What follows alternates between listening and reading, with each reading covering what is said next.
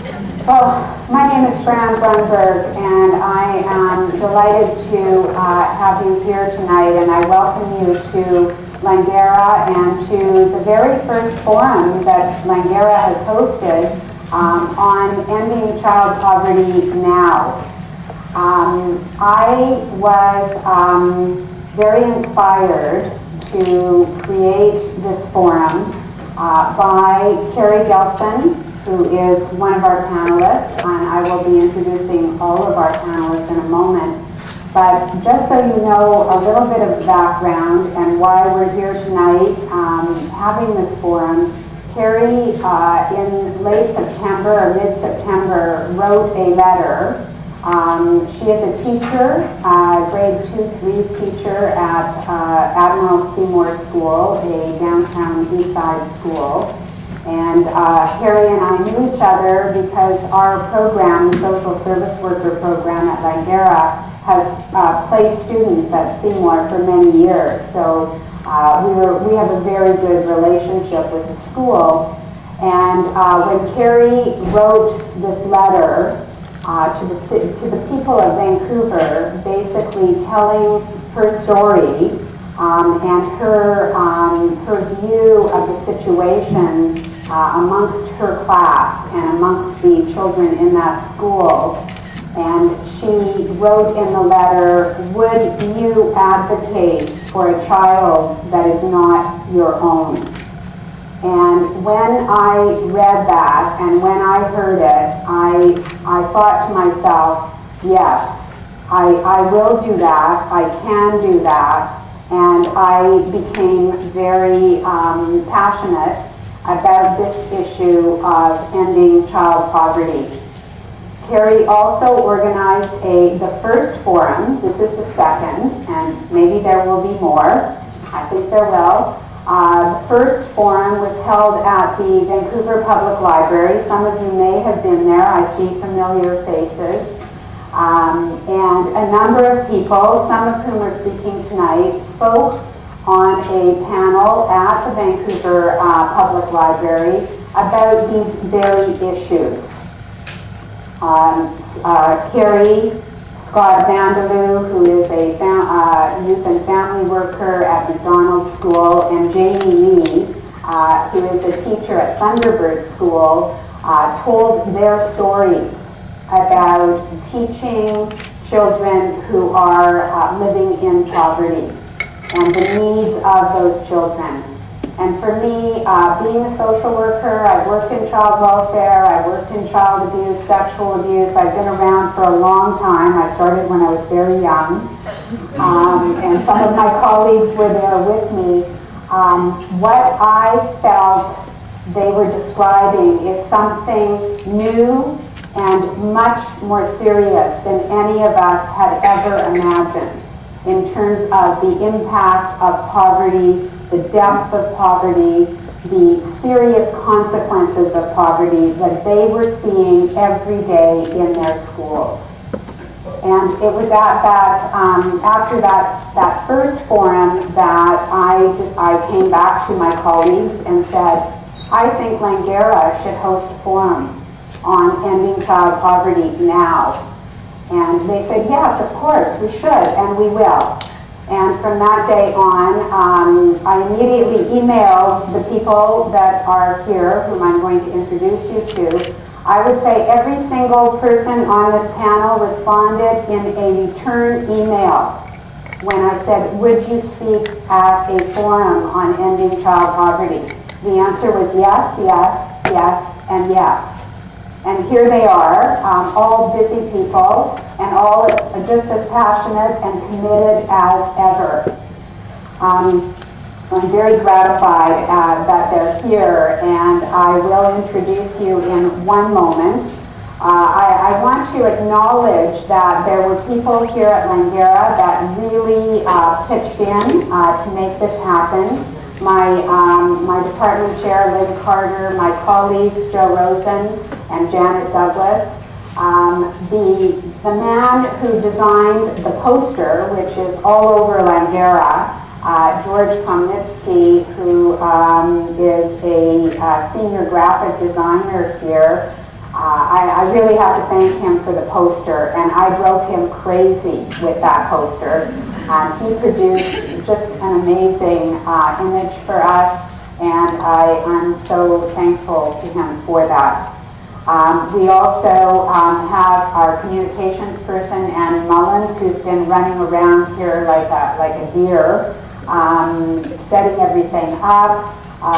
We have Peter Huron, who was in charge of AV, and Erica Hickey, one of our students, who has done an amazing amount of work to help us with all the logistics. So thank you to everyone for making this happen. I also want to thank all of you for coming, and I would like to introduce our panelists who are going to be speaking for the first hour, and then it's going to be over to you. We do only, unfortunately, have only one mic, so it means you're going to have to come down to the mic unless you can speak very loudly. But our hope is that after we hear from our panelists, that you will be able to dialogue with them, ask them questions, make your comments. We really want that dialogue to happen. I also want to remind you that when you came in, you were given a sheet of paper, and on it, it's basically saying, if you want to stay involved with this issue, if you want to be part of this social action campaign, then sign up and we will keep you involved. So please, if you are interested, fill it out, and you can leave it when you leave at the table. So, as I mentioned, Carrie Gelson, who will be our first speaker, teaches grade 2-3 at Admiral Seymour Elementary School, and she's taught there, believe it or not, for 16 years. She is the person who drew attention to these issues with her letter, with the forum.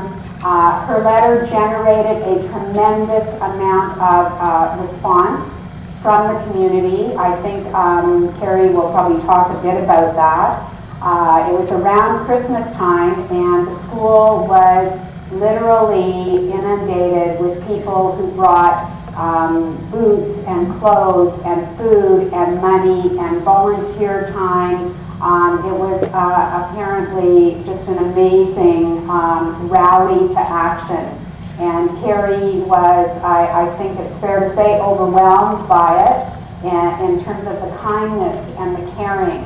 And she was able to share a lot of what they got with some of the other inner city schools. So Carrie started the ball rolling with this. Then she had the panel discussion at the library, and now she's here to talk more about what she's thinking, what she's feeling about the issue, and what she thinks needs to be done.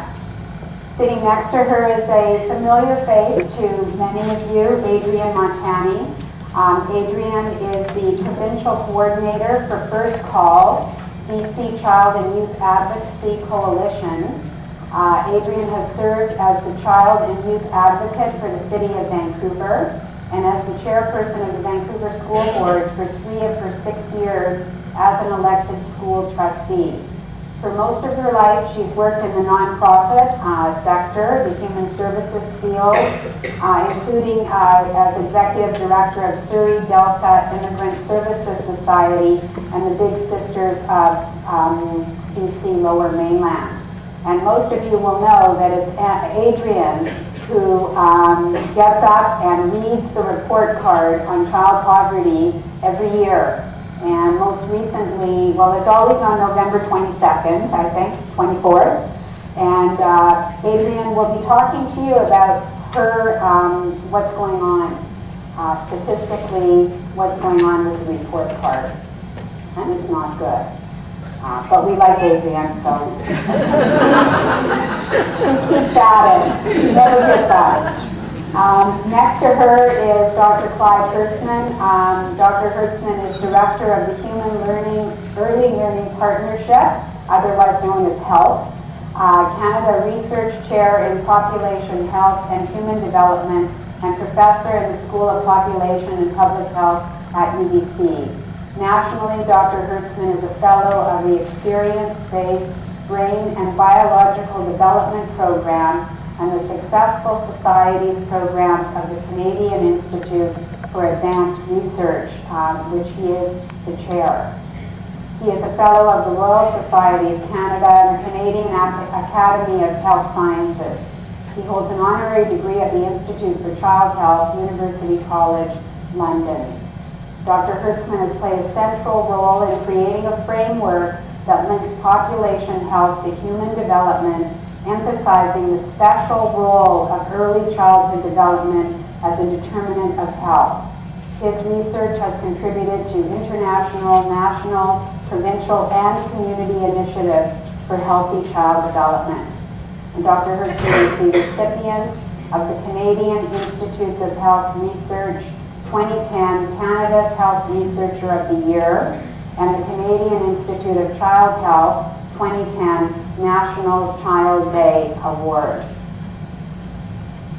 Sitting next to him is Andrea Lemire, and Andrea is the Executive Director of the Society for Children and Youth of BC, a nonprofit advocacy group, which is very close to my heart, dedicated to improving the well-being of children and youth in BC. Andrea has worked in the nonprofit field for 10 years and holds a master's degree in public and nonprofit management. Prior to joining SCY, Andrea spent 5 years overseas as the Executive Director of CodeX, an NGO that supports international youth-led community development projects. She is an experienced facilitator, youth leadership trainer, and director. She brings her passion for equality, youth engagement, and commitment to her work.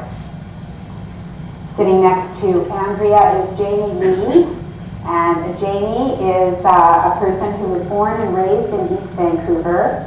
She's been teaching full-day kindergarten at Thunderbird Elementary on inner-city East Side School in Vancouver for almost as long as Harry, but not quite, 13 years. Jamie's been a teacher for 16 years.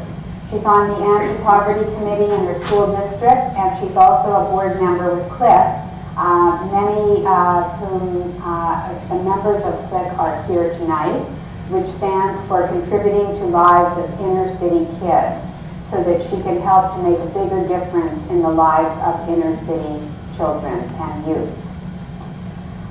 Sitting next to Jamie is Dr. Barbara Fitzgerald. Dr. Fitzgerald is a developmental pediatrician at Children's Hospital and Sunny Hill Health Center for Children and clinical associate professor at UBC. She has run a developmental pediatric outreach program for 15 years to inner city schools and daycares. This program is part of the Richer Initiative, a group that seeks to connect health resources with other community-based supports. She's also the co-founder of the Child Poverty Initiative called Mom to Mom that works to connect volunteer moms with moms in the inner city to provide support and mentorship. She started a program called the GHI Inner City Program that brings committed medical students to work with children in inner city schools. All of her work is with the same goal, to improve child health and developmental outcomes by strengthening families and engaging the support of schools and other community resources. Next to Barbara is Scott Vanderloo. Scott is a youth and family worker. Currently, he's at McDonald School. He has worked at Raycam Community Center and at Seymour School. And Scott is on the board of Strathcona Community Center, and he has played a vital role in advocating for a fair share for children in the downtown east side. Next to Scott is Seth Klein, and I just have to find it. You're here. Seth is here because Seth has all the answers. No pressure, no pressure. Seth Klein is the British Columbia Director of the Canadian Centre for Policy Alternatives, a public policy research institute committed to social, economic, and environmental justice. Seth holds a BA in International Relations, and it's not from Langara, and a B.Ed from the University of Toronto, an MA in Political Science from Simon Fraser University. He's a former teacher and has been a social activist for over 25 years. He's lived in BC since 1993.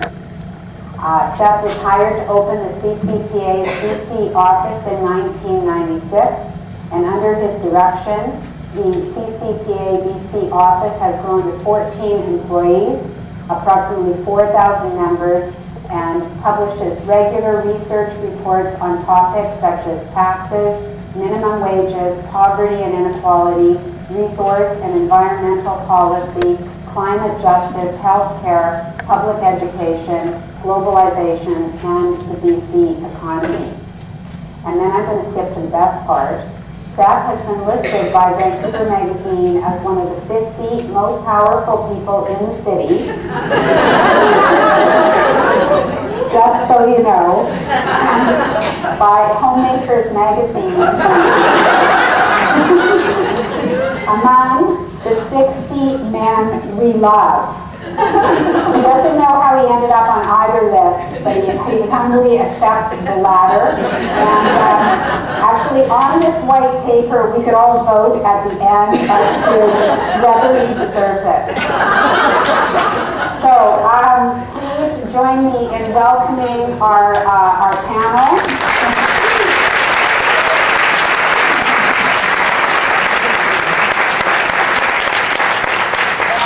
One thing I forgot to say, I really want to welcome all the students of the Social Service Worker Program that I know are here, and other students from Langara. I know there's been a tremendous amount of interest, and I'm really hoping that this will ignite you into taking action, and that perhaps every college and university will have a forum on ending child poverty now. That's our challenge to other colleges and universities. So, on that note, I'm going to hand this whole thing over to our panel. And I've told them they've got 8 to 10 minutes, and so we're going to be moving along to then give you a chance to talk to them. So, Carrie. Thank you, Fran. She says 8 to 10 minutes, and then she says, are you saying this? Are you going to say this? Are you going to say this? So I think it's 11, and I apologize. Good evening. I'm really honored to sit on this panel tonight talking about such an important topic, the scope of child poverty in BC and some directions for solutions. My voice became part of this discussion in a bigger and more public way because of the letter that I wrote in late September that was first published in the Vancouver Sun and went on to receive a lot of media attention. In that letter I asked these questions. I'm sorry? Does anybody object to me taking their picture? I do. Okay, I'll remember that. Thank you, sir. I got you blocked. Sorry, Miss Gelson. I missed that. I asked these questions. Are you willing to advocate for a child that is not your own? Do you believe that every child in Vancouver matters? The letter offered a snapshot of needs set in one single inner city classroom line that represents other classrooms all over BC. Children are not dressed properly for the weather. They are hungry. They are sad and crying in my cloakroom. Their housing is not appropriate or secure. They have needs for classroom supports that continue to be cut. These are children where you live, I pointed out. How does that sit with you? Nothing that I said was new information. We know that BC has had the worst rates of child poverty for many years. Personally, I've been talking about the students and my classroom and their needs for close to 2 decades, as have other teachers and other staff who work in similar schools with children with similar needs. But somehow that day with that letter, the media attention gave this topic weight. For some people being asked that question, will you advocate for these children, weighed heavily. Many people who walked into my school with donations or money to try and help looked me in the eye and said, I didn't know. I feel ashamed. I had no idea. This woke me up. Why the letter I wrote resonated so deeply, I will never completely understand, but I'm grateful that maybe it has brought some new voices to this very important topic.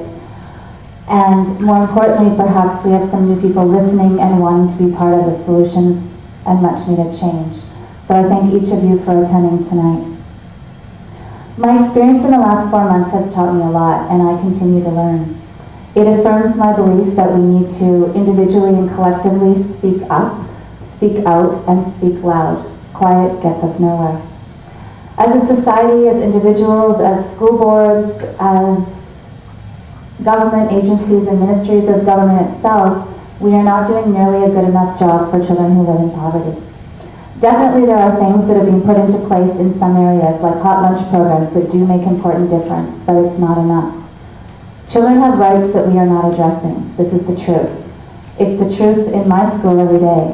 I hope that by being here tonight that you are each invested in making sure that things do not continue status quo for children who live in poverty. It's time for big change. I have also learned this. It's possible to stand in a place where on the one hand we accept and honor donor generosity, and on the other hand we advocate for systemic changes. To accept something from a donor doesn't mean that I expect less from our structures, systems, or government. It means that I'm able to help meet immediate need while waiting for systemic change to happen. For me, it's not either or, it's for now both. For a while, I was exhausted trying to balance what felt like an extra large and not very graceful elephant on my head. That's how I described it. Many people were very supportive, but there was also criticism. I was cautioned to not be too political and then criticized for not being political or angry enough. Well, often I'm absolutely outraged, so I think I have the anger thing covered. But I have little children that I'm accountable, sitting literally at my feet each day, and I try to meet immediate needs because there are days when it feels like we are in it deeply on our own. Where are the systems of social safety nets that should exist? I'm sure that our families wonder this often. So yes, this is political. We are asking for change to happen in the political arena. It is political. Political is not an evil word. But donor generosity is meaningful. It takes a village to raise a child. That complete strangers have come forward and said, I want to be part of your community. This is good. This is needed generosity. The systemic changes that we hope will happen will not happen overnight, and we need to meet needs now. Why am I here tonight? I have 16 years of experience teaching in the Seymour community and inner city school on the downtown east side. I have a huge love for my students and their families, and I have a perspective about how poverty affects the children that I teach. I think that too many people just have no idea what statistics about child poverty actually look like in a living, breathing child. In this room tonight, we represent the competent and capable adults that live all over this province that need to do what all of us as adults need to do. Look after our children and give them as many opportunities as we can to be happy, secure, well cared for, educated, and loved. So who are my students? This year I teach 18 children who are 7, 8, and 9 years old. They are charming, adorable, curious, energetic. Some are impulsive, some are quiet, some are brilliant. They make me laugh, they make me sigh. They inspire me, and at times they exhaust me. Usually it's temporary. Exactly as it should be for any primary teacher working with a class of kids anywhere.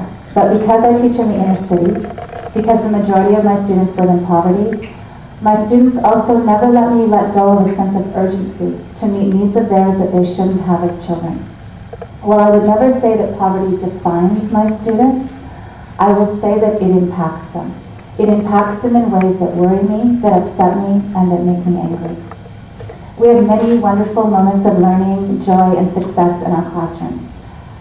But it is not an exaggeration to say that in at least one classroom each day in our school, and often more than once, there are real challenges, emergencies, and crises that affect and involve children with lots of needs. Poverty creates stress, vulnerability, desperation, insecurity, upset, anger, and sadness. This year, 10 of our students receive art therapy.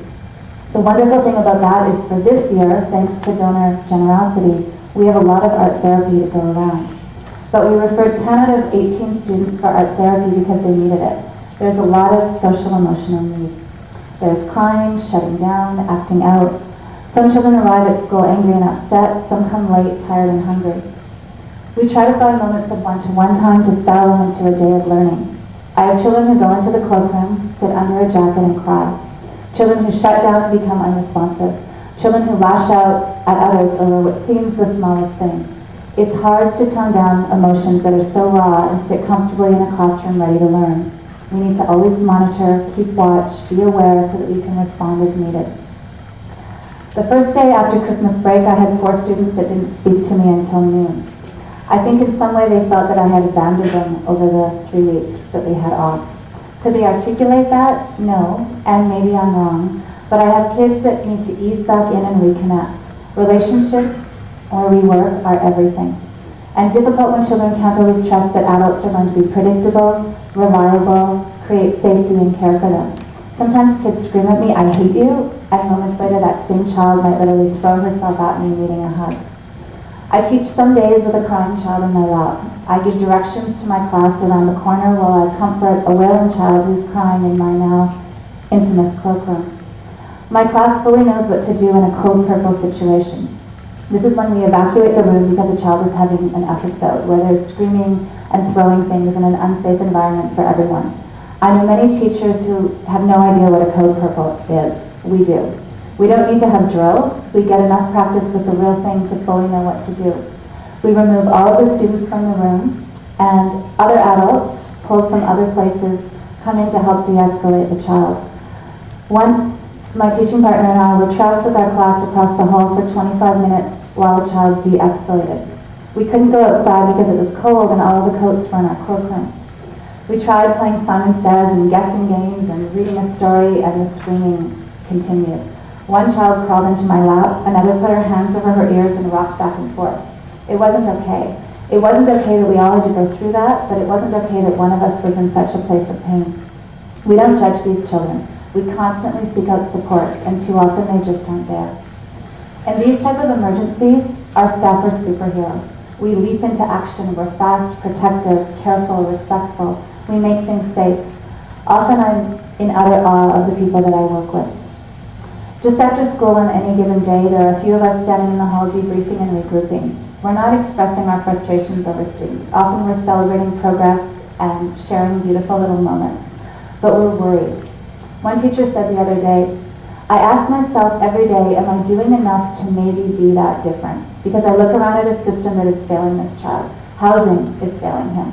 Income assistance is failing him. The social worker is failing him. At school, we can't provide the level of support he needs without pulling it from someone else. I don't want him to be the wrong kind of statistic. I want to find a way, the key that makes sure that he makes it." It feels often like there are few places to turn. Services at the school level have been stripped. We have more intense needs and less staff to meet that need. Our population dips, and that means we lose counselor time. The fact that our population is extremely vulnerable doesn't seem to matter. That isn't a consideration in the funding formula. Some school board employees tell us that there's nothing, manage the best that you can. Others seem to pretend that we don't exist. Too often we call a social worker about a child and are told that there's nothing can be done. Other social workers are amazing but express their own frustrations about working in a system where income assistance levels are so low that a family has to apply for crisis funding to buy a lice kit. So little to offer families that need so much. In schools, we can't forget the extreme needs of children. We can't shift a file or postpone a phone call or get to it next week. These children are ours. We see them every day and we try our best to address their needs. Recently, someone who is supporting me at the VSB, and I see them in the room tonight, I'm going to quote them, wrote to me about my students.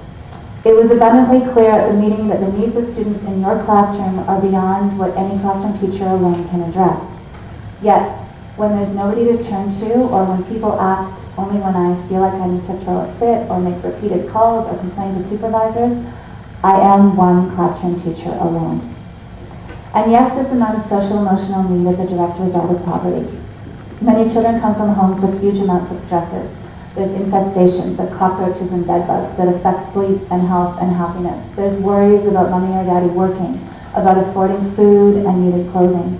Exposure to some of the effects of poverty on the adults in their lives, substance abuse, addiction, domestic abuse, depression, anxiety, long-term effects of generational poverty, mental health issues, refugees with post-traumatic stress disorder.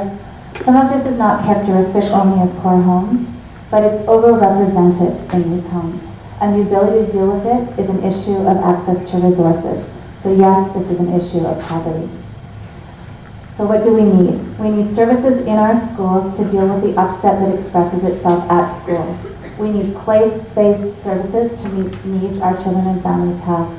We should be able to access service now because a child needs it right now. It needs to be acknowledged that where poverty is concentrated, classrooms are going to have a disproportionate amount of children with overwhelming needs. We have to have more services, easier to access services, wraparound services that are built into our school systems. There must be recognition that the needs of children in the inner city, where concentrated poverty exists, need to be addressed differently.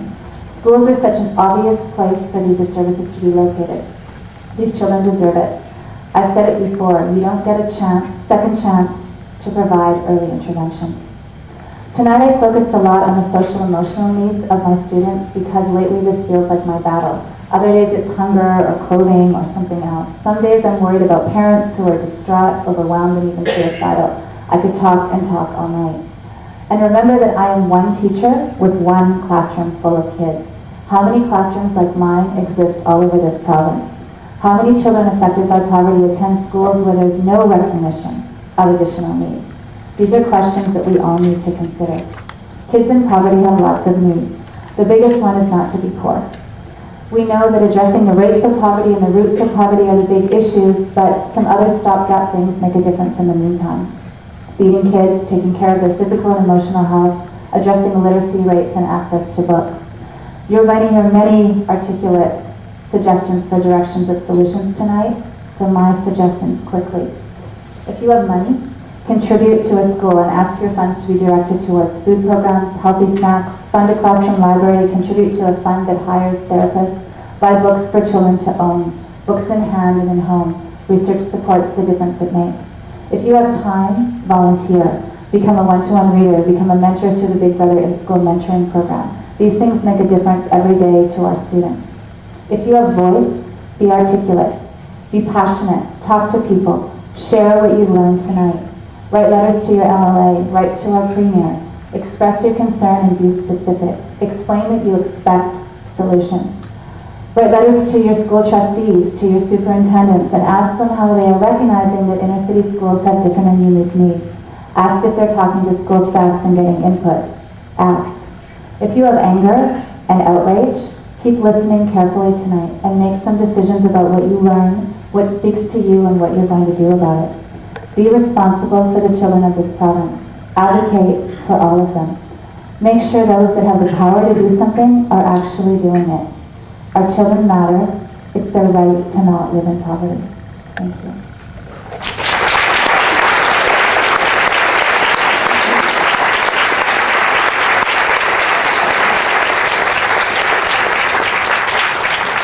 Thank you, Carrie. Adrian, you're up next. Tough act to follow, huh? Real stories, real kids. So I just want to start quickly with a big thank you to Fran Grunberg for organizing this forum, bringing you all here tonight, for all of you for coming out, and my fellow panelists for all their contributions to advocacy on the issue of child poverty. And I'm grateful for all of these efforts because this is a tremendously important issue for children, for children's rights, and for the health of our communities and our broader society. There's a veritable mountain of research, some of which you may hear tonight again, on what are called the social determinants of health. And that's the environments and the conditions that create ill health or sustain good health.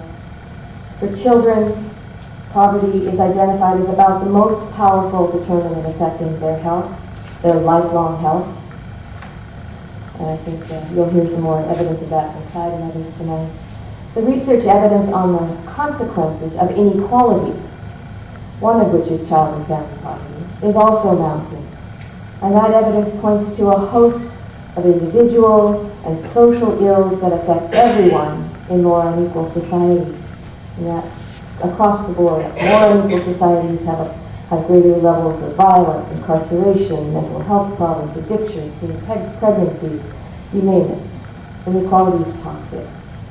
But let's not kid ourselves. Inequality is especially bad, as we just heard from Carrie, for those at the lower end of the income scale. And as Seth, I'm sure, will explain later, the situation is costing us all way more than we can afford. First Call, as Fran mentioned in my intro, First Call, our coalition produces an annual child poverty report card for BC, and we do it in conjunction with Campaign 2000, a national initiative to end child poverty in Canada. This is our effort to keep this issue on the public policy agenda, to educate the public, and serves as a reminder of the anniversary of the House of Commons all-party resolution in 1989, probably some of you weren't born yet, to eliminate child poverty by the year 2000, hence the name Campaign 2000. So we remind ourselves every year of our failure to keep to that commitment. So my task is the numbers here. I'll give you some. I brought some copies of our child poverty report card. It looks like this. It has pictures on the front, some about front. I didn't bring enough for all of you, but it is available on the First Call website if you want to see more detail. In 2009, the most recent data we have, 12% of BC's children were poor. That's using the after-tax measure. That's 100,000 children. On the before-tax measure, the rate is 16.4, and that's 137,000 children, or 1 in every 6. BC has had the highest child poverty rate of any province for 8 years in a row. We are not a have-not province. We have made little progress over 3 decades, even during the times when the economy was booming. In fact, our rate in BC shot way up in the early part of this past decade, when the economy was booming. And BC's rate has been higher than the national average since 1999. That's our record. And even worse, the rate for children under 6 years old, the poverty rate for children under 6, the age of greatest vulnerability, was even higher. In 2009, it was over 20%, or 1 in every 5 children under 6 in this province. The other things that the statistics tell us is that some groups are overrepresented in these poverty numbers. These are children in female lone parent families, children in new immigrant families, Aboriginal children, children with disabilities, and children in racialized communities and families. The majority of poor children live in 2-parent families, but as I've mentioned, the risk of being poor is much higher if you're in a single-parent family, and particularly a female-led one. Sometimes we call this the feminization of poverty. The depth of poverty is particularly deep for children on income assistance because welfare rates are criminally low. And the regulations deprive children on welfare of any additional money, even when it comes in the form of child support. So we have fathers, often, who are not deadbeat dads. They're contributing if their spouse is on income assistance or their former spouse. That money is taken 100% out of the welfare entitlement of the family and the child and goes directly into subsidizing the social development ministry. I think that's criminal. The most striking fact is that the large majority of poor children live in families with parents with paid work. Almost half of them in this province have at least one parent who works full-time all year round. So BC is also leading, if you look in the report card on the chart, on this indicator. These parents are doing exactly what governments and societies expect them to do, and they're still poor. So of course this highlights the extent to which we are a low-wage province. And this has sparked our interest in hosting a Living Wage for Families campaign and other strategies to increase wage levels. We know from experience, both here and abroad, that good public policy, good public programs and public policy can virtually wipe out poverty. In the Nordic countries, they bring their rates down to 4 or 5% through public policy initiatives.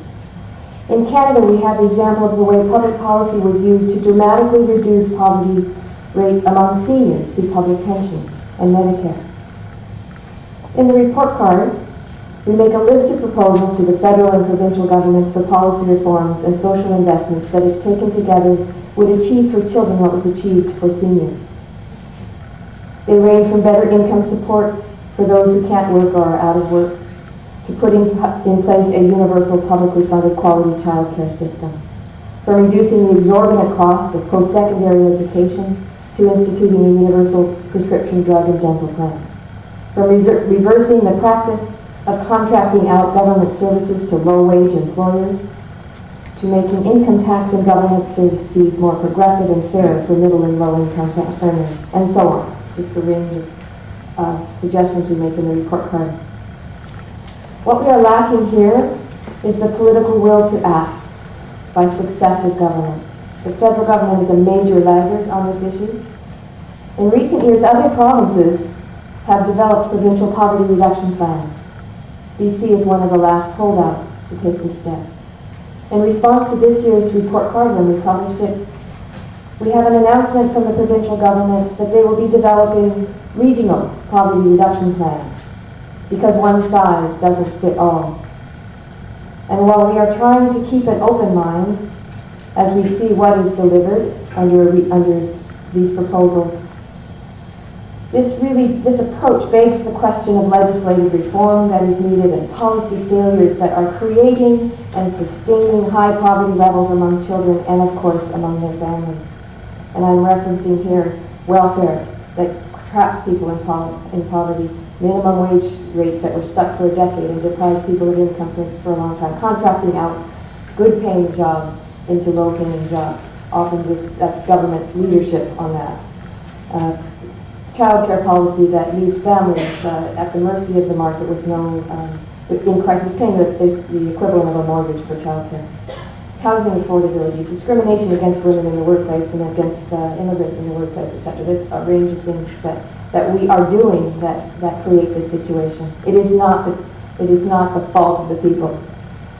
And yet what we often do is ignore that this is what's happening and blame the individuals who are in poverty and say it's their fault and they just worked harder, etc. So I tried to illustrate, we try to illustrate every year in the poverty report card how these trends are actually systemic and are not about individual fault or responsibility. Hopefully we can have a discussion tonight about the reasons for this epic failure, about the ideology and the framing of the issue, including blaming people for their poverty, when the evidence shows that poverty is structurally created by the decisions of our current economic and political leaders, and by all of us in not changing that situation. Thank you very much.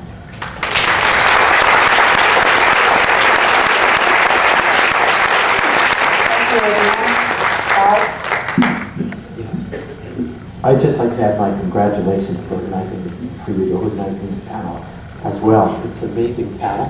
It's the largest panel I've ever sat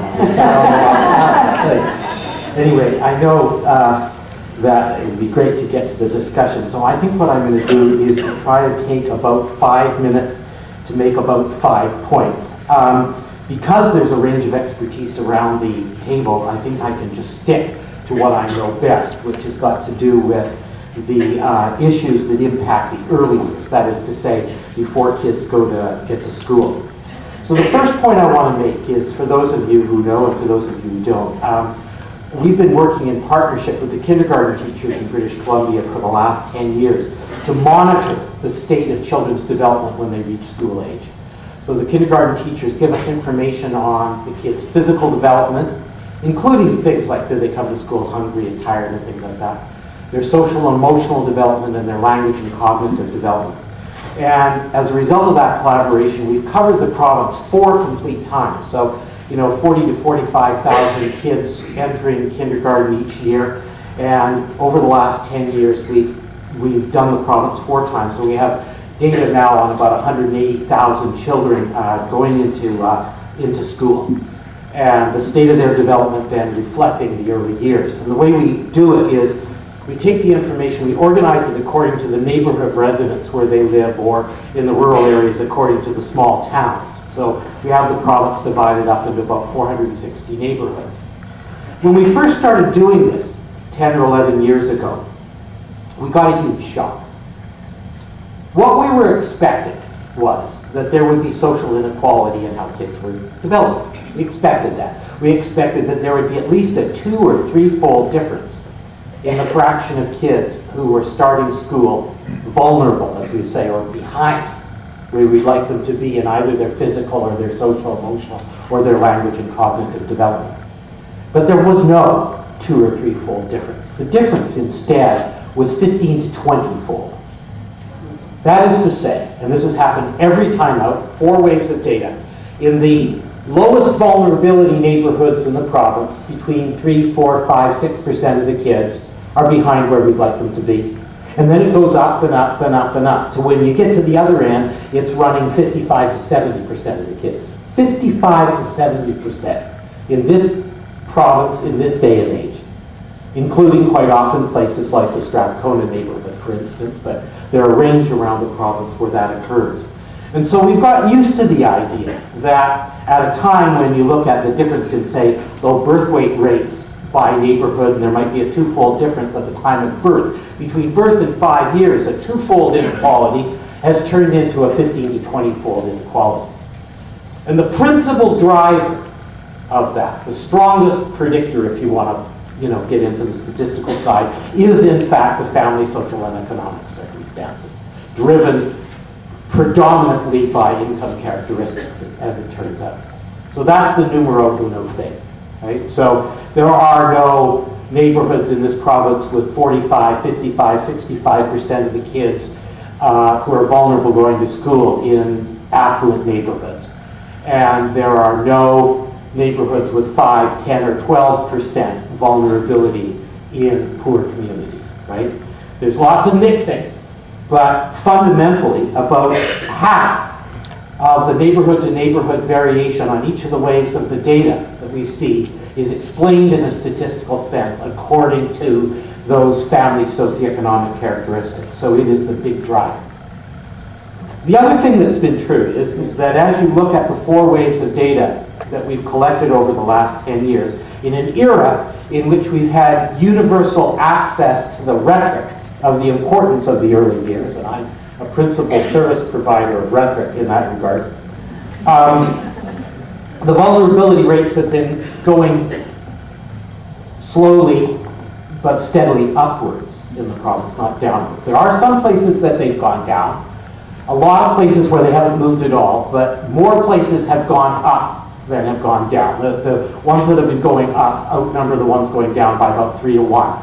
So overall, the vulnerability rate across the province started at about 27% when we started doing this work, and now it's snaked up to about 31%. And what that would suggest is that with each kindergarten entry cohort in BC of, let's say, approximately 40,000 kids or so, there's 1,500 to 2,000 more vulnerable kids starting school per year than were 10 years earlier on. And so when people like Carrie start giving yelps of pain, those yelps of pain are backed up by, this painstaking research in terms of what's been going on.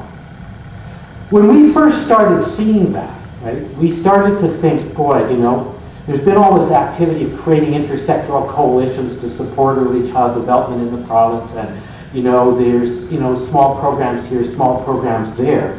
What's going on? And so we looked back, actually, at some of the old-fashioned indicators of how children do, such things as infant mortality, mortality in the first 5 years of life, low birth weight rates. And what we discovered was that up until the late 1990s, Canada was gradually catching up, so that we were, by, say, 1996, had nearly caught up with Sweden and the other Nordic countries in terms of having low infant mortality, low under 5 mortality, and so forth. And then, starting right there, about 1996, 1997, everything went sideways. And I'm here to tell you that from then until the most recent year for which we have any reliable data on children's health and well-being, there have been no improvements in any of those things. So it was going in the right direction, and for the last 15 years it's gone sideways. So now, for instance, our infant mortality is now 2.5 times what it is in Sweden. So what, you ask, happened at that point? And the answer is, that's when they capped the federal provincial transfers. Right? I mean, the relationship is so strong, it's hard to believe that it could be that definitive. But it appears that the capping of the federal provincial transfers was one of the most profound population health interventions that this society ever had. Unfortunately, it went in the wrong way. And what happened when the federal-provincial transfers were capped is that at the provincial level, and this happened everywhere across the country, left, right, and center, that there's a hierarchy of what gets protected. What gets protected first is traditional healthcare spending, then core education spending, and then everything else. And we're here about everything else. And so a kind of an inevitable thing happened at that point as a result of that. And so what in a sense happened in 1996 was that the capping of the federal-provincial transfers unmasked this basic weakness in child and family policy that existed across the country. So if you go back into the halcyon days of developing the welfare state as it occurred in North America, as it occurred in Europe, most of the European countries started to build strong child and family policies into those policies. You know, the more Nordic model, for instance, developed at that time. In Canada, very little, except for what was originally a baby bonus program.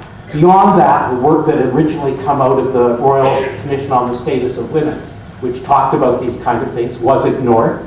And then it came up again in the late 1980s under JGEF, and there was a falling apart of basically the program then. And then, you know, under the previous Liberal regime, it started up again with the federal-provincial transfers, which were supposed to move us towards universal access to quality childcare. And as we all know, when the current federal regime came in, they killed that with a populist wave of resentment against, you know, these meddling social experimenters, and they brought back the baby bonus, which indeed the previous conservative regime had killed 15 years earlier.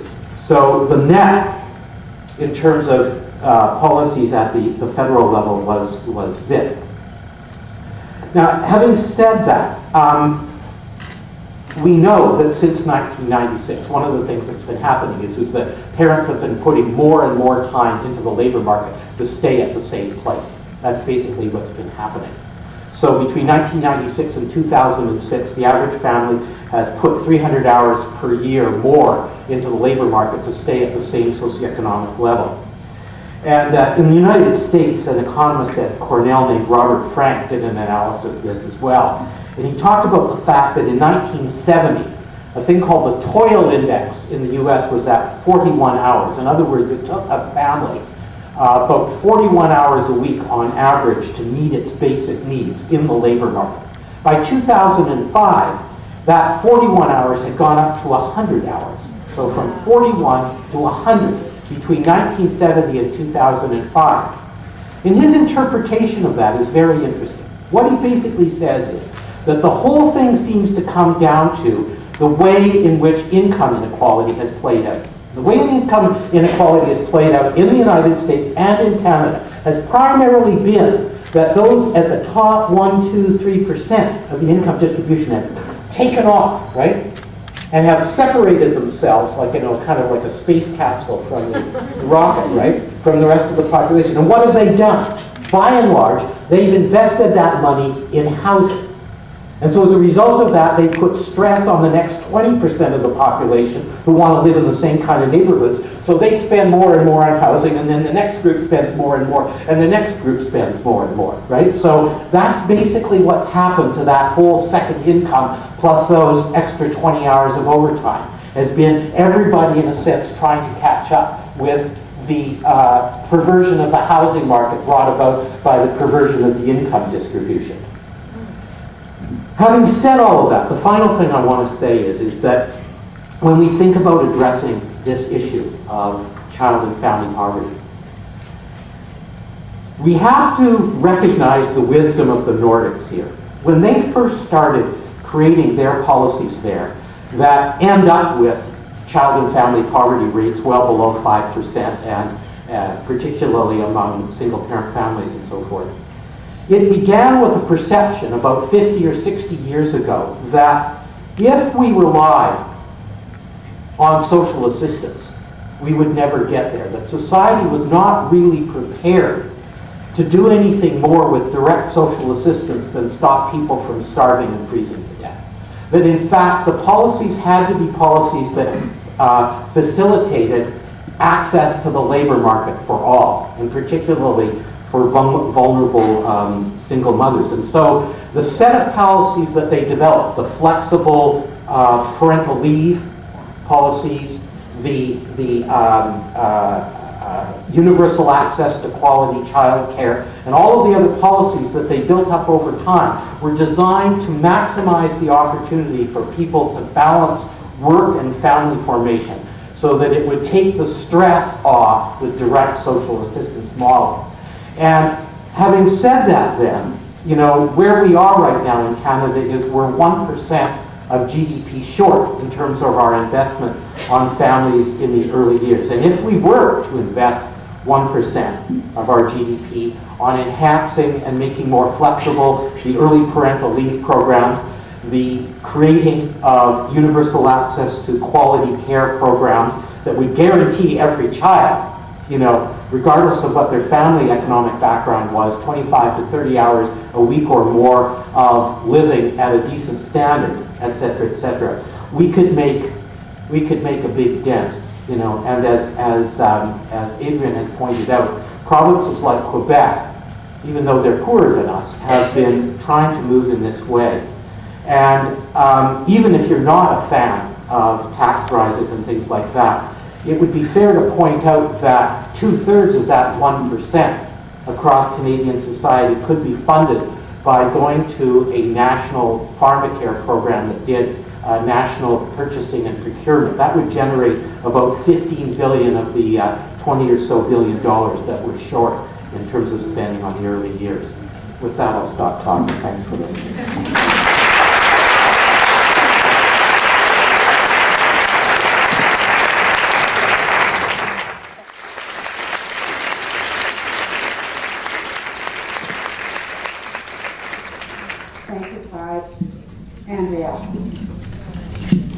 Hi.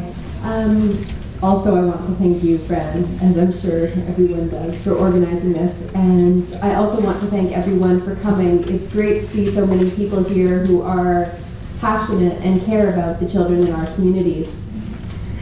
My name is Andrea, and I work with the Society for Children and Youth of BC. And what we do is try to educate people and build capacity around children's rights. So this is something that you heard both Carrie and Adrian mention. Children's rights aren't being met. But what are these rights? What does that mean? What is that?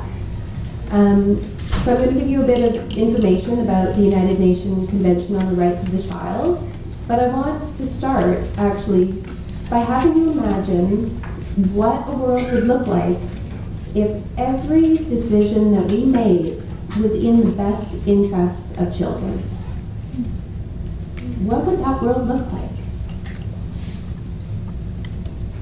So we have lots of information about health, about how good it is to be walking, to be physically fit.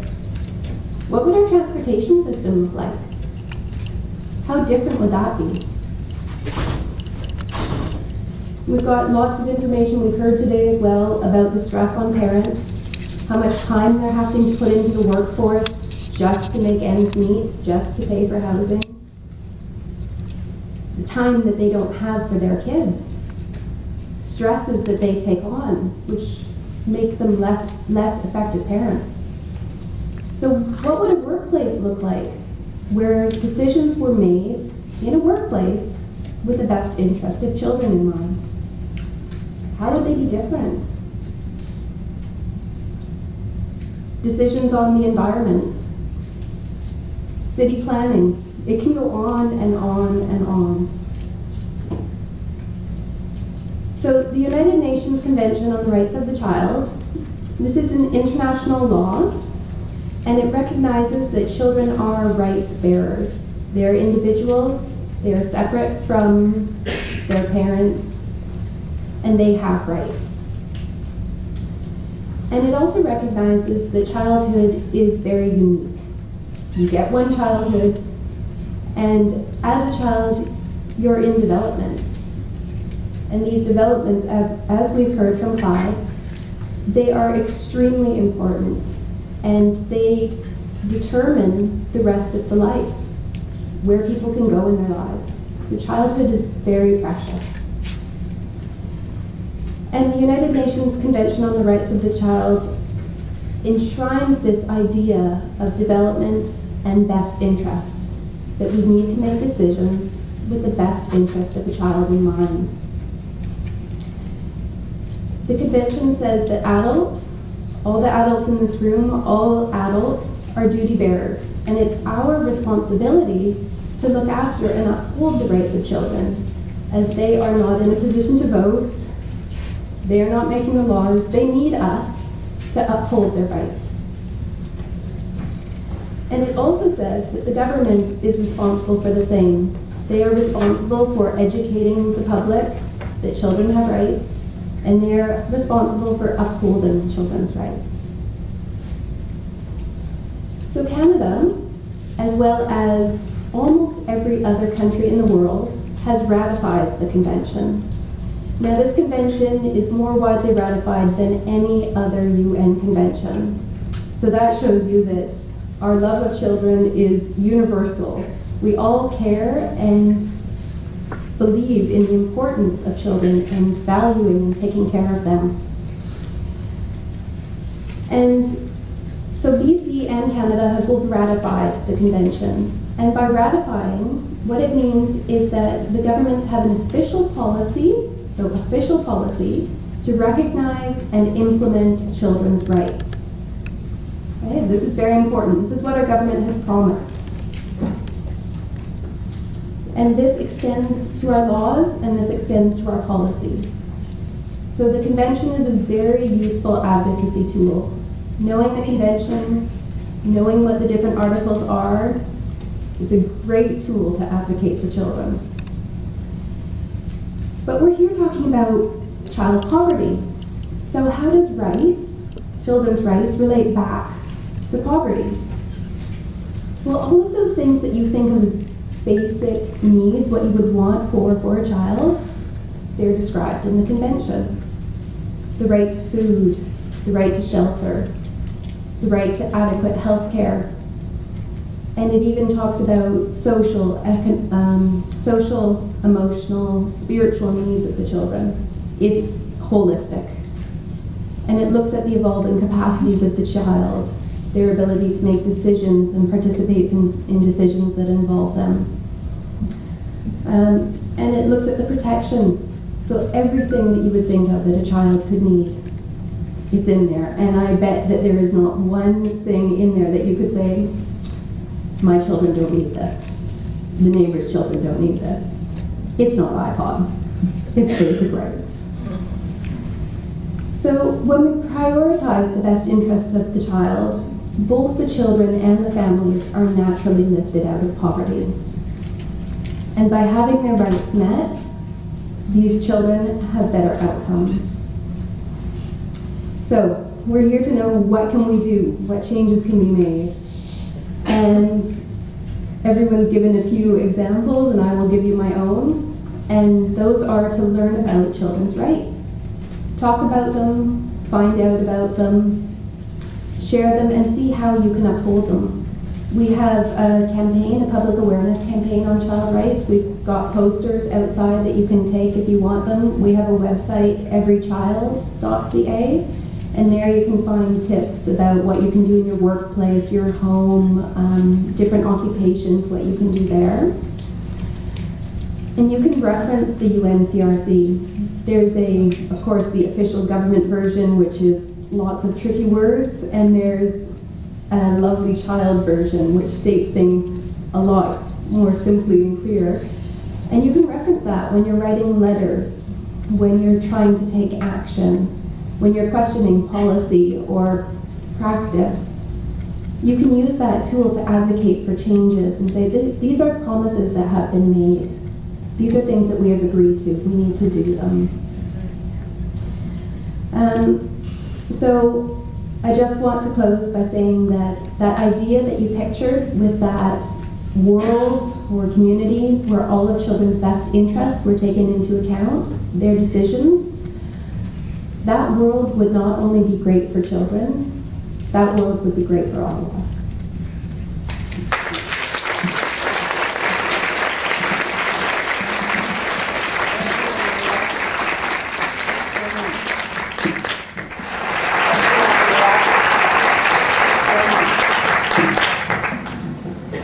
Good evening, everyone. My name is Jamie Lee, and I'm really honored to be a part of the panel tonight. Thank you, Fran, again for inviting me.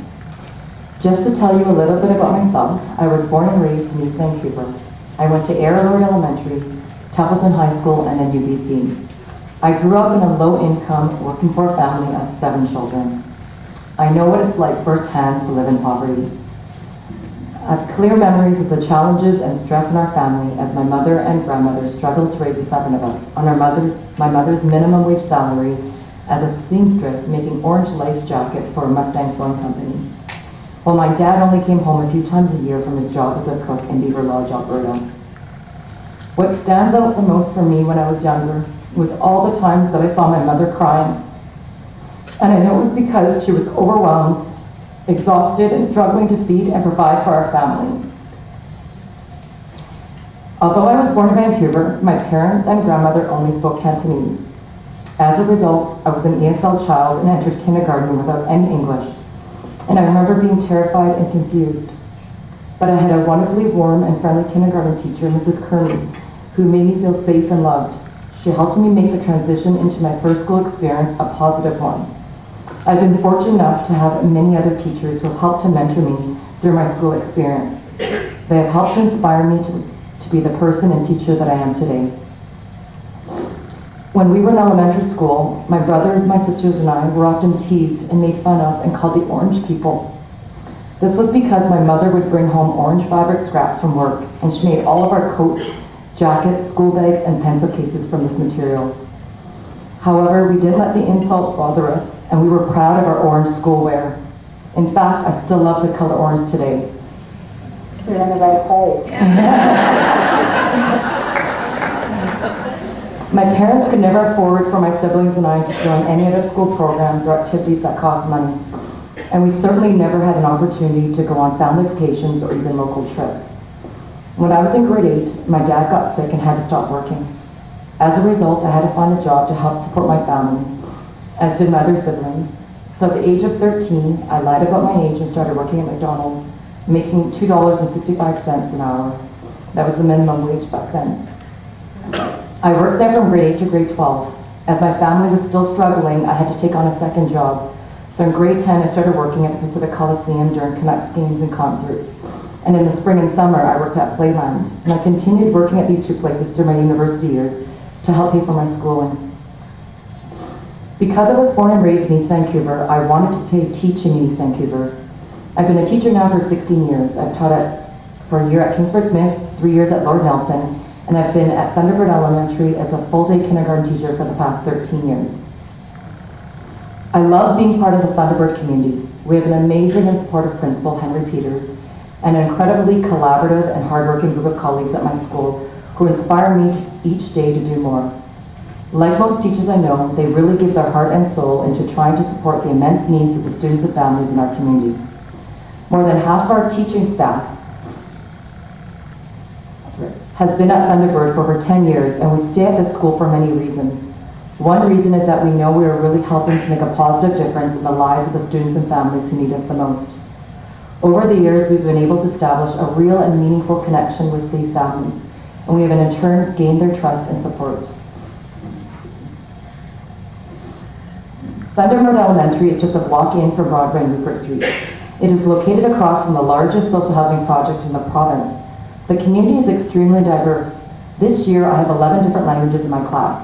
Typically, we have 8 to 12 different languages represented in our classrooms.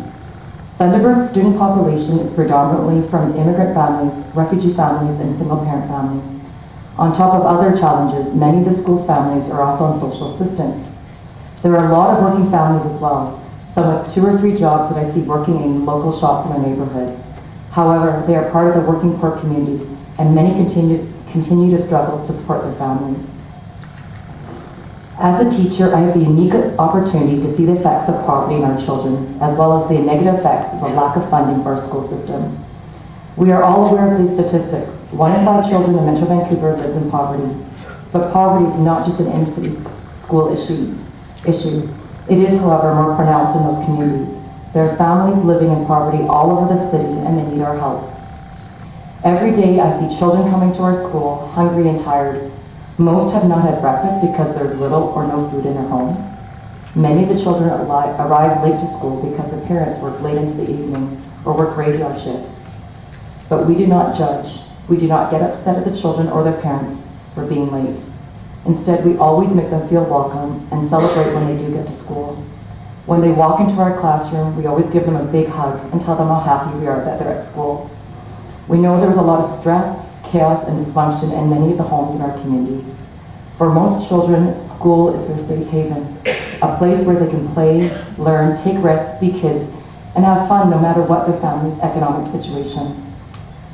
Increasingly, we see more and more children come to our school with social, emotional, and psychological needs.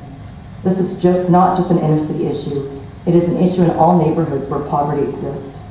We have so many special needs students and not enough support for them. Our special education assistants who work with these students are stretched thin, and there are so many children who have not yet received a special needs designations that get little or no help. I see classroom teachers, resource teachers, and other staff members who are exhausted and overwhelmed with the challenges and needs of all the students in our classroom. As teachers, we do more than just teach. We are the children's counselors, the children's nurses, the children's art therapists, the children's social advocates, and the school's fundraisers. We cannot do it alone. We need more help and we need more funding. We also have a lot of parents in our community struggling with poverty, abuse, suicidal tendencies, a lack of belonging, illiteracy, and many other challenges. I can't begin to tell you how many times we've had parents come to us in tears asking us for support and help. Many tell us they're struggling just to provide the basic needs for their families. We hear things like, I don't eat so my children can eat, or we don't have food for the rest of the week. I even had a single mom tell me that she limits how much milk she puts in her baby's bottle just to make sure there's enough milk to last the week. Our principal is constantly giving out supermarket gift cards to many of our struggling families just to ensure there is food on the table and diapers for the little ones. Many of our parents are also not aware of the help and agencies available to them if they need support with their rent, food, or health care. Our inner city project teacher has set up a Friday parent group time so that we can better connect with our families, hear about their challenges, and try to meet some of their needs. However, because of language barriers, it is difficult to reach out to a lot of our parents. We often need to call on the help of our community multicultural worker to further work with our families. But this is not enough. We need more support in place for our vulnerable families that will help them gain knowledge about organizations and services already in place and available to them at local levels. For example, for many of the immigrant and refugee families, there needs to be discussions, information sessions available in their first language about nutrition, education, healthcare, parenting, childcare issues, and the list goes on. We need to find ways to work together in advocacy and social mobilization. Other challenges our school faces are the cutbacks in resources and services and the downloading of costs from the province to school boards and to individual schools over the last 10 years that has created an inequitable system. Schools increasingly rely on PACs and school fundraisers to supplement the system more and more. However, those communities who are unable to fundraise are disadvantaged, and it continues to be our neediest and most vulnerable children that go without. Thunderbird School PAC has applied for various grants over the years and has been turned down over and over again. We saw less needy schools receiving the grants over us. Is it because the applications through a PAC may not be as strong as another community where English is their first language? My concern is that an environment has been created in which we now see schools competing with other schools, needy versus less needy, for extra funding. How do we also address the issue of schools across the city that can fundraise and raise a lot of money for their school versus communities and schools like ours who are unable to fundraise, putting our most vulnerable learners at a greater disadvantage? There are not just have and have-not neighborhoods. Our school system is now one where there are have and have-not schools. We are thankful to the Vancouver Sun and Global News who have shared the stories of Thunderbird School's community's challenges and struggles. And we are fortunate to be part of the Vancouver Sun Children's Fund, Adopt a School program. As a result of both media coverage, we have been overwhelmed by the generosity of the public. We have received donations in the form of food, clothing, money, volunteers, and we are so appreciative for the support. We've also received the money we needed to install our new playground. and we have been able to purchase a washer and dryer for school-based support for our students and families in our community to use. Vancouver Sun Readers also provided 6 more washer and dryers for some of our neediest families. And the desperately needed breakfast program at our school is in the planning stages due to the generous donations made through the Vancouver Sun's Adopt a School Fund.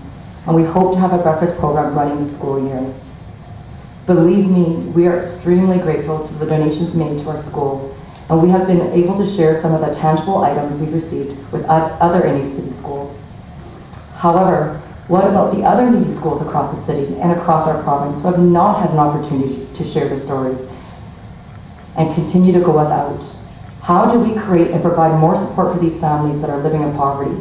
How do we ensure all schools are supported? We are so thankful and appreciative for the immediate help that our school has received, but these donations are really only a band-aid solution to our challenges. We need targeted, sustainable funding and long-term solutions to help change the situation of children and their families living in poverty.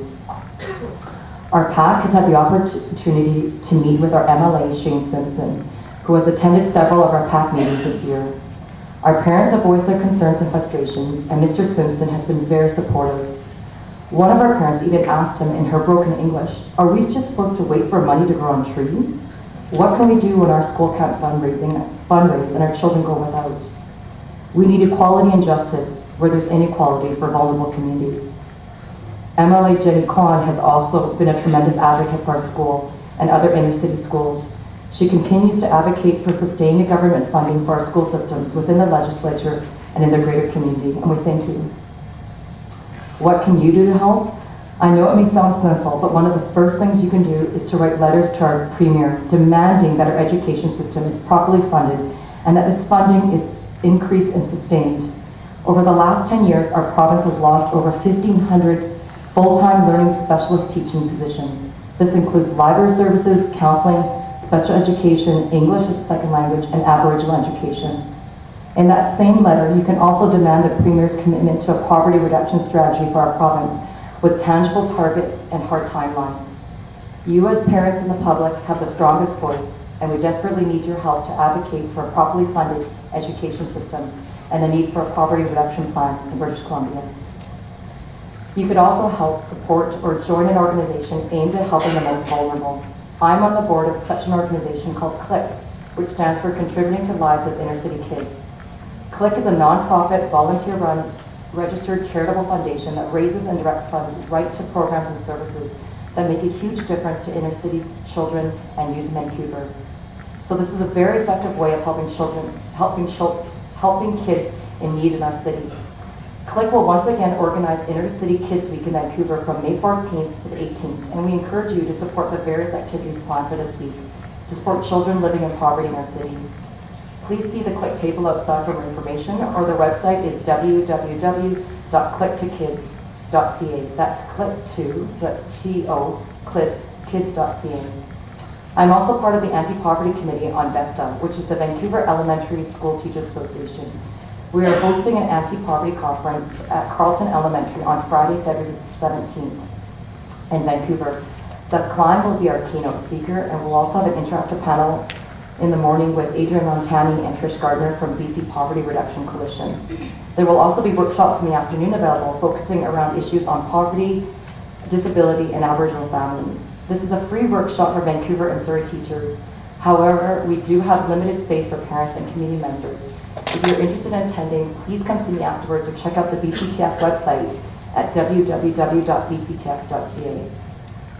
I'd like to thank all of you for your time and attention this evening.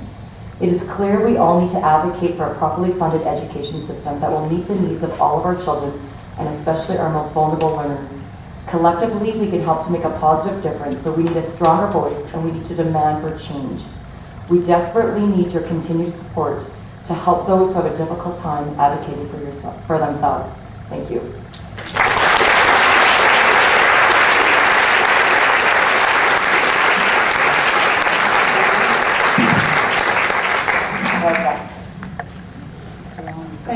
Thank you, Fran, and thank you so much for inviting me to be on this panel. I really appreciate it. And I want to thank everybody that came out tonight. And especially, I really want to thank all the teachers who are in the audience.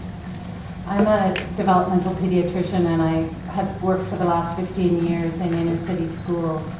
I go out to schools when teachers tell me that they're worried about a child, and I do my best to try to figure out what's going on with them.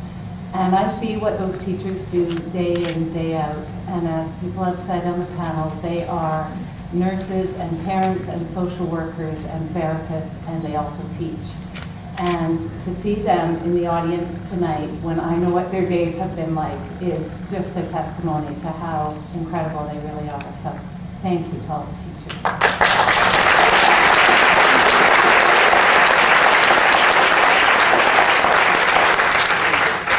I was worried about going over time with what I planned to say, but everybody said it already, so I'm not going to go over time because I just want to tell you a couple of stories. And I want to tell you a little bit about something that I've started up. I've co-founded an organization called Mum to Mum with another woman, Joanne Lucy, and I want to tell you a little bit about that. Working for so long in the inner city with inner city kids, and my job being to go in and diagnose what the problems are, it's been enriching, it's been amazing. I've met incredible families, incredible teachers, incredible support people in the schools. But it's also been really, really frustrating. And I was at a point this year in the fall when I was kind of thinking that it was time to hang up the towel. In fact, I applied and was asked if I'd take on a big job in the Faculty of Medicine. And thankfully, Mum to Mum came along and I turned it down. So I instead stuck with the work that I'm doing.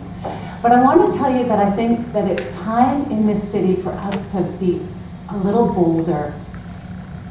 I think that ideas have percolated around Vancouver this year and have come together, and I don't think it's a coincidence that we're all here tonight and that this is the second poverty panel in Vancouver this year. I think that people are starting to get uncomfortable with the disparity that exists. It's no longer okay for us to be happy and taking care of our own kids, knowing that children so close to us are suffering. I saw a little girl yesterday who's 9 years old, one of the inner city schools, an adorable little girl. And I first met her when she was 5. She'd come from Children's Hospital. She'd seen a psychiatrist and she'd been diagnosed with 5 psychiatric conditions, including anxiety disorder.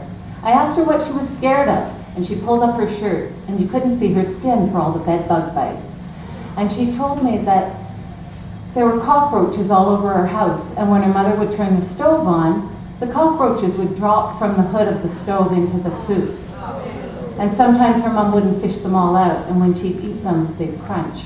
So she was scared of bugs. She didn't have an anxiety disorder. She had an infestation problem. Her father told me that he'd had a pretty rough life. He'd witnessed such extreme violence growing up that I've never heard a story like that before, and I've heard a lot of stories. He started running away from home when he was 10, and he ended up on the downtown east side by the age of 12. The mother, you will find this hard to hear, but she was sold into the sex trade at the age of 11.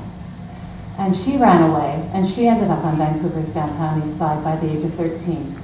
This couple met, and they unexpectedly became pregnant and had this little girl.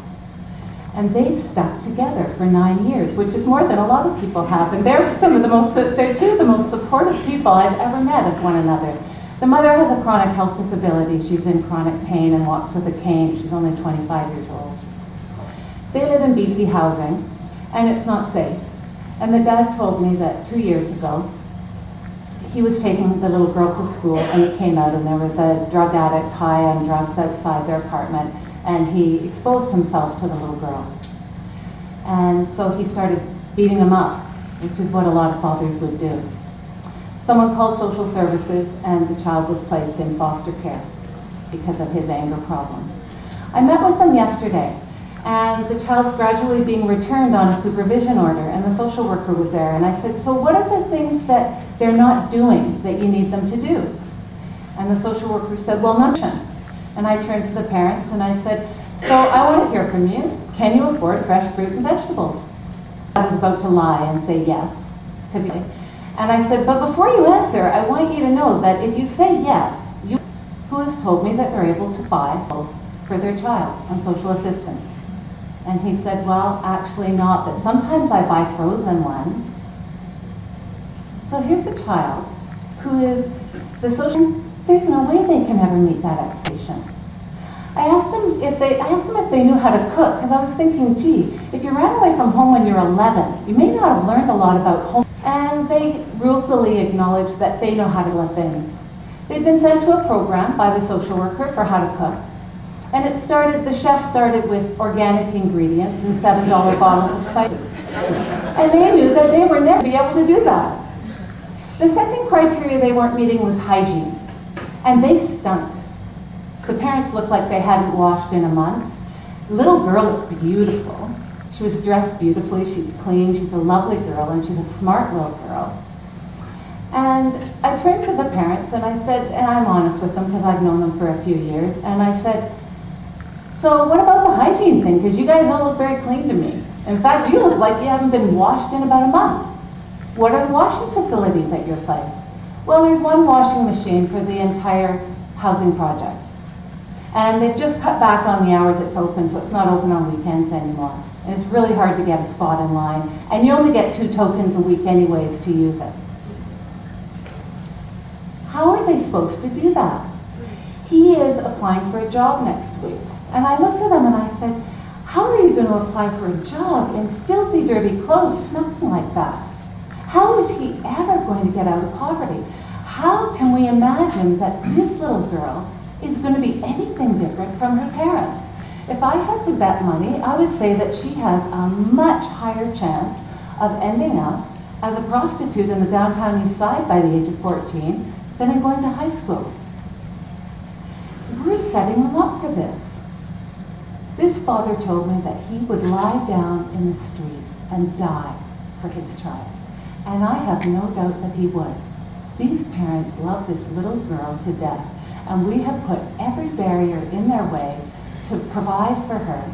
And not only that, as of March 31st, if they can't meet these requirements, she's going into foster care permanently. I saw another mom last week, and I'd never heard this story before. Little boy is 6 years old in grade 1. Horrible behavior. The teachers were barely able to contain him in the classroom. He came in and I realized I couldn't even do an assessment on him. And he has a history that has led to such severe attachment issues with his mother. She has suffered from severe depression, alcoholism, all based on childhood trauma that she suffered. She moved back to Vancouver after trying to move to a different place and make a fresh start in life, leaving an abusive partner. She moved back last summer and she couldn't find a place to live. She's got $575 a month that social assistance will give her. And guess what? It's really hard to rent a place in Vancouver for $575 a month. So she's been couch surfing. Finally, she went to social services and she said, I can't find housing. I'm homeless and I have this little guy in grade 1. Can you help me? And they said, yep, we can take him into foster care. And they did. The social worker was there in the room and she was lovely and she was doing her absolute best to help this family. I am not criticizing social workers. Their load is heavy. But I said to her, I really need to hear it from your mouth because I really can't quite believe this. You have to tell me the only reason this child is in the care of a stranger is because his mother can't afford housing. And she said that is the only reason he is in care. So we're paying, as taxpayers, $1,200 a month for this little boy to be cared for in foster care because his mom can't find housing on $575 a month. We are setting these families up to fail. I became so frustrated that serendipitously I got the opportunity to co-found something called Mom to Mom. And this isn't going to solve all the problems. People like my fellow panelists and people in the audience I know are working very hard to change public policy, and that's what really needs to be done. Mom to Mom is something between a sweeping change in public policy and Christmas hampers. we really got to move beyond Christmas hampers. Yeah. And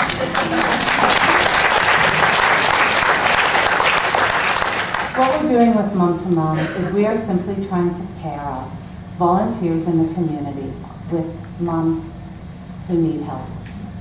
We're trying to let them know that there are people in Vancouver who care about them, and let them know that they are worthy of receiving the help and support that they deserve for them and their children. So we go in, a typical mom-to-mom thing. I'll tell you what happened with that child I told you about last night. I met the child yesterday. Tonight, one of the moms went out and took the family out grocery shopping. As she was arranging to meet with them, a couple of phone calls back and forth. You will not believe what happened. This father, who I just told you his life story and where he's at right now and how ripped off he must be feeling by what's happened to him in his life, after he set the time for going grocery shopping with the volunteer, he called her right back and he said, I wanted to mention, I know how to paint houses and stuff, so if any of the poor people you're helping need someone to help them paint, I could help. So are you offering to volunteer? And that's what has been really amazing about this initiative.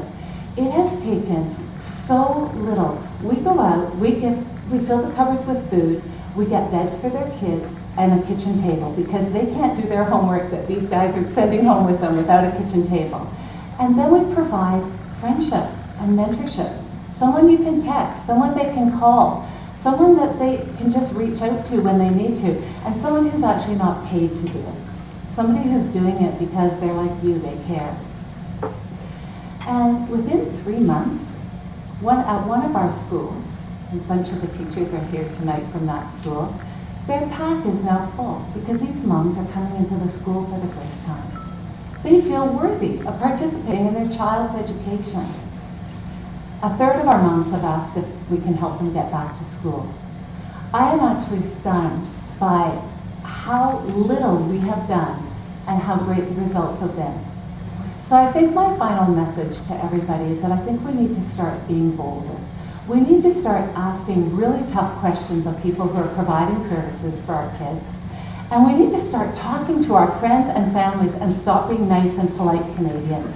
We need to ask the tough questions.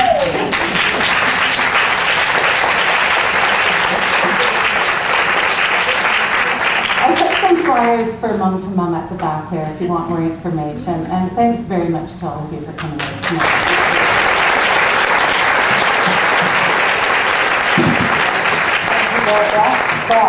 Thanks, Fran, for having me. I'm going to take off my school hat. I think that Carrie and Janie have given you a good idea of what goes on in the classrooms in the inner city.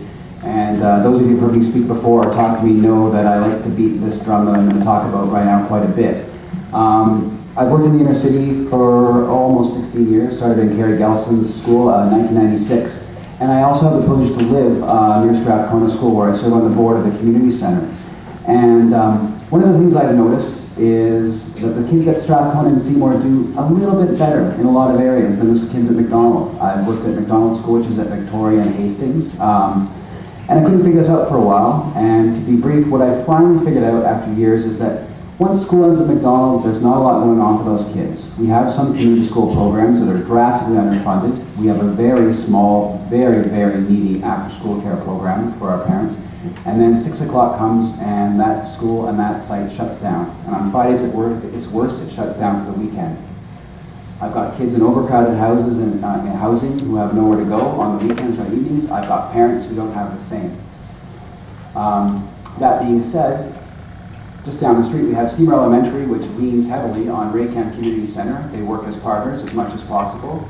The kids have access to programs every night, after-school drop-in programs, homework help, cooking classes, same thing on the weekends. Strathcona Community Center, same thing.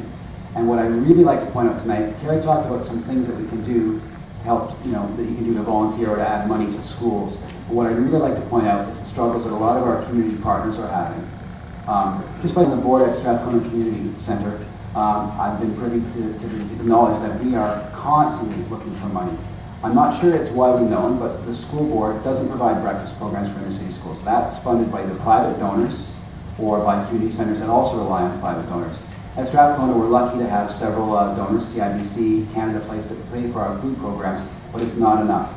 Every year, feeding the kids at Strathcona Elementary School, which the community center does, causes us to go into deficit $3,000 to $12,000 for a year. We have to constantly hustle to find enough money to feed the kids that attend the programs at the center. These are valuable rec programs, and they take our programmer, Ron Suzuki, who those of you who are lucky enough to know, never seems to tire. He works non-stop to fund programs and to have opportunities for our kids to learn. And what I notice working in the schools is when kids have those opportunities to go to after-school programs, to play basketball, to go to drama camp, to do these things, they do better in school. They have a place where they can connect and where they can meet with staff. So if their parents are overstressed, if their parents don't have enough money or energy or time to look after them, to talk to them, to do things at night, there's always staff at those community centers to do these things. The other thing that happens with community centers as well is they are running on a shoestring budget on the heating in the city. Closure dates the school board has to look at to keep our budget going have really dramatically hit our community center, Strathcona, and programs like Kids Safe, which services the kids of Seymour and Queen Alexandra as well. It costs us at Spring Break at Strath Community Center about $2,500 a day to service 120 kids. By going to 2 weeks spring break, that increased the amount of money we spent to $25,000, money that we don't have, that we found, but it takes away time that we would be serving the kids. So I'd like to be really brief as well and finish with maybe a more positive story. I know that this wraparound approach with community centers and with support for families outside of school works because, as I said, I've been lucky enough to work at Seymour School and to live in the neighborhood of Strathcona. And when I started at Seymour in 1996, I worked with a young girl in care who had 5 siblings who'd been taken away from her mother because her mother was heavily addicted to drugs and working on the streets.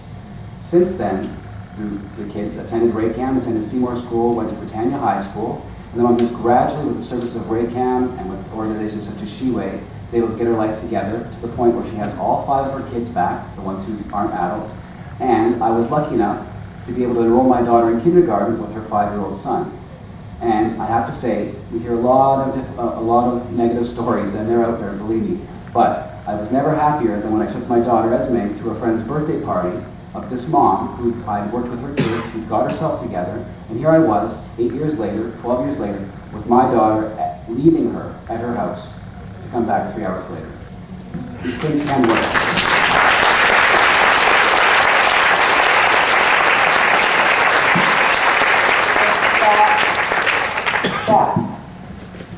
How's everyone doing? They're still here. You're still here, which is amazing. Thanks, Fran. It's been a long evening, but a spectacular panel. I'm just amazed by all of the presentations. And I will try to move right to what I was asked to do and live up to our name and zero in on solutions. And I guess start off by saying, by addressing head-on the title of our forum tonight, Ending Child Poverty, and address head-on whether or not, for those of you in the audience who still harbor some lingering doubt as to the feasibility of the proposition at hand, the answer is yes. We can eradicate child poverty in society as well as ours. There is nothing inevitable about this kind of child poverty in a society as wealthy as ours. Nor is it a policy mystery as to what kind of measures are needed to actually achieve this. It's not a policy problem. It's a political problem. And charity alone is not up for the task at hand. It's a justice proposition. In the BC Poverty Reduction Coalition, which I co-chair, we try to zero in the political education work that we do on really 2 key messages, which I would invite you to help us to amplify. The first is that we all pay for poverty. It's not just about the individual households that we've heard described so eloquently. We are all paying for this many times over. And I'll come back to that point in a second. And the other key message is that there's nothing inevitable about this. That this is something that we can indeed tackle, and that other places, as Clyde talked about, that have it as a focus are getting results. But BC needs a comprehensive provincial poverty reduction plan. We are a laggard, as Adrian was talking about, in the country, even notwithstanding the fact that we have the highest child poverty rate and higher overall child poverty rate in the province a number of years running. So if anyone needs a plan, it's us. And yet we're one of 3 holdouts in the country without a plan. Even Alberta, actually, it looks to have something in development, which will leave just 2 of us. The good news is that about 350 organizations representing hundreds of thousands of British Columbians have signed the open letter calling for a provincial poverty reduction plan. And I would, as a concrete thing, I would say, go home tonight, go to the website of the BC Poverty Reduction Coalition, just bcpovertyreduction.ca, and join the call and get your organizations to join the call, and you will find yourself in some great company and a really fascinating mix of organizations that have joined that call. What are the key features of what you would expect and want to see in a poverty reduction plan? First of all, as Janie was talking about, you would want targets and timelines that are clear and that are legislated, and that have benchmarks that are frequent enough that we can hold our government accountable within the life of each mandate. And we're not, when we call for those legislated targets and timelines, it's not just a, we're not being casual about this. The reason why those matter as an accountability measure is because in the end, there's any number of policy routes we can take to get this job done. The point is to get the job done and to have an accountable system in place. And this would be another key feature of a plan, where you have a lead minister who's responsible for its implementation, who reports out annually on progress publicly, on progress on the plan, and if they're not on target, they announce what additional measures they're going to take to get on target. You would want to see a cross-government secretariat coordinating all of this, because it isn't just the job of the minister responsible for education or social assistance or housing or any of it. It's all of them, especially finance. And it's about making sure that all of our efforts don't operate at cross purposes. One of the things that we do in my office is we calculate the annual living wage here in Metro Vancouver. And you start to see in that calculation how some of the policies, the way we design them, act at cross purposes in a crazy way, particularly when you model a living wage for, say, a single mother, where she's at an income level with the living wage where she's losing benefits faster than she's gaining income. Whether it's the child care subsidy or the GST credit or the child tax benefit or the rental assistance program, because all of those programs have thresholds that cut out way too soon. Just as people are starting to find their feet, they start losing the help that they need all along. And you'd want a plan that's comprehensive. And by comprehensive, I mean that it would address both the income side, but also the social infrastructure and supports that the other panelists have so eloquently described. That deals with both the breadth and the depth of poverty, and that also has specific measures focused on those populations where poverty and child poverty is most acute, single parent measures focused on single parent households, Aboriginal households, recent immigrants and refugees. By the way, I note that Shane Simpson, who Janie talked about, is here, and just before the House rose, introduced a bill that was a Poverty Reduction Act that includes many of these accountability measures that I've been describing. The legislature returns in a couple of weeks. Another concrete thing that you can do is seek to get that bill back before the legislature and passed, so that we can start implementing it. And if you want to tell the Premier that you want to see that happen, you can do that tonight from the website of the BC Poverty Reduction Coalition. And then we need to see action in a number of specific areas. First of all, Adrian talked about both the breadth and the depth of poverty. When we talk about deep poverty and child poverty in our province, we are primarily talking about the utter inadequacy of social assistance. And that's what Barbara was describing, these paradoxical, cruel little things that play out. And that those clearly have to increase significantly. But when we talk about the breadth of poverty in British Columbia, it's not a welfare story, it's a low-wage story. That's what Adrian was talking about as well. Most poor, and many of the panelists, and Janie's stories again, and so on, most poor children in this province don't have parents on social assistance. They have parents in the paid workforce. And it's more than just the poverty line itself. I mentioned the living wage calculation that we do. So we do this annual, very fine calculation that we model of a parent, two parents, two young children, and what a very bare bones budget looks like for them. No wiggle room, and meeting basic needs. And then we calculate what income they would need to make in order to afford that budget. And then we calculate what their hourly wage would need to be, assuming both parents are working full-time. That hourly wage in Metro Vancouver is $18.81 an hour, so we update it in a couple months. That's basically double the minimum wage. What we also know is, beyond just the question of the poverty line, over 25% of parents with children under 18 in our city are in households below that living wage income. It gives you a sense of the scope of how many families among us are struggling to make to make ends meet at a very basic level. And the other thing, and Clyde spoke to this, what you realize when you do this fine calculation of this budget, you realize the budget is what it is.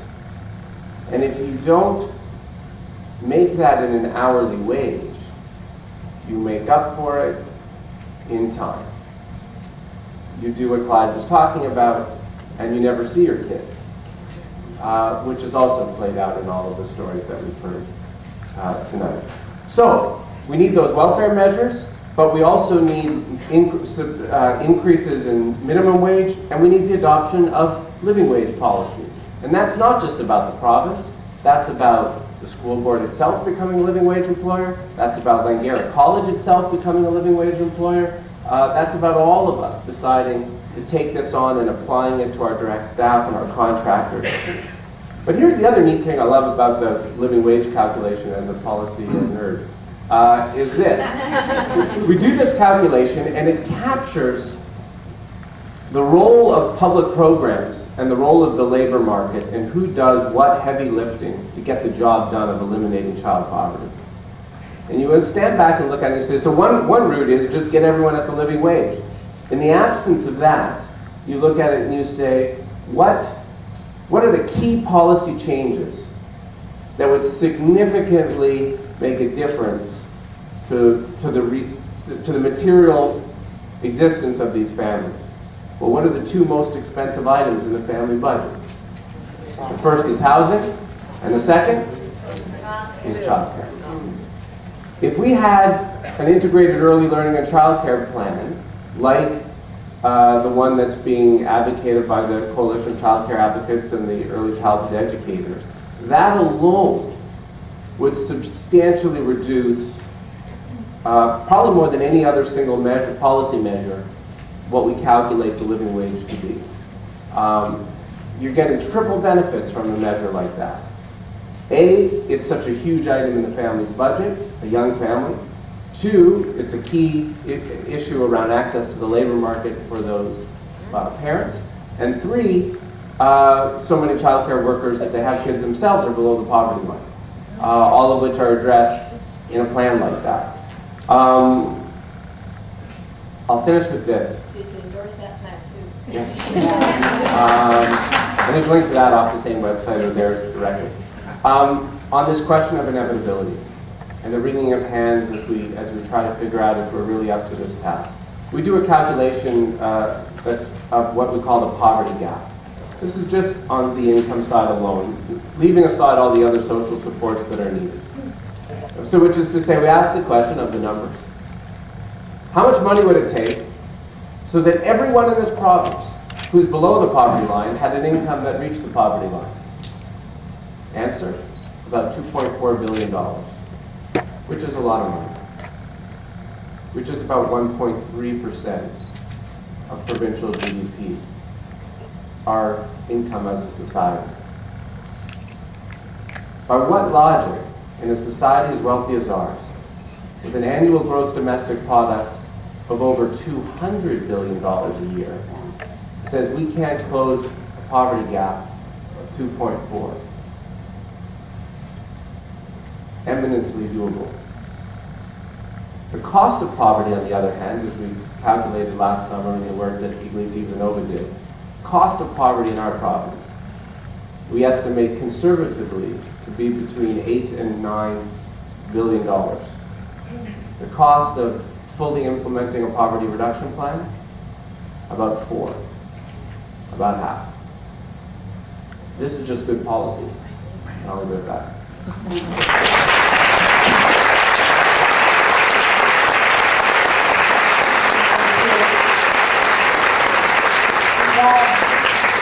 I know that you have been sitting patiently and listening to our amazing panel, and yes, it's a big panel, but we really got bang for our buck tonight. Some of the